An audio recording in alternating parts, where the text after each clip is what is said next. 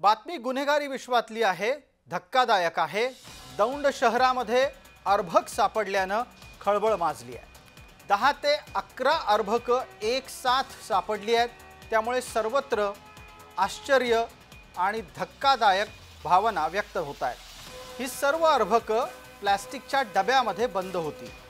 बेकायदा गर्भपात करणाऱ्या एखाद्या केंद्रात अशा प्रकारचं कृत्य घडलं असण्याची शक्यता या निमित्ताने व्यक्त होतीये आणि तिथूनच अर्भकांचे हे मृतदेह कचऱ्यात फेकले गेले असावेत अशी अपेक्षा तपासाअंती समोर येत आहे। रोहन कदम आमचे सहकारी पुण्याहून जोडले गेलेले आहेत।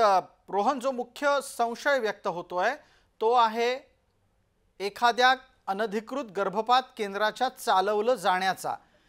ज्या ठिकाणी ही अर्भक कचऱ्यात सापडली त्याच्या आसपास असा कुठलं केंद्र सापडलंय का पोलिसांना? पुणे जिल्ह्यातील दौंड मधला हा सगळा प्रकार आहे। दौंड पोलीस याबाबतचा अधिक तपास जे आहेत ते करतायत, परंतु सगळ्यात धक्कादायक म्हणजे पुणे जिल्ह्यातील दौंड पोलिसांना जे आहे ते प्रथमतः एका बरणीमध्ये अर्भक सापडल्यानंतर इतर ठिकाणी जी आहे ती त्यांनी पाहणी केली।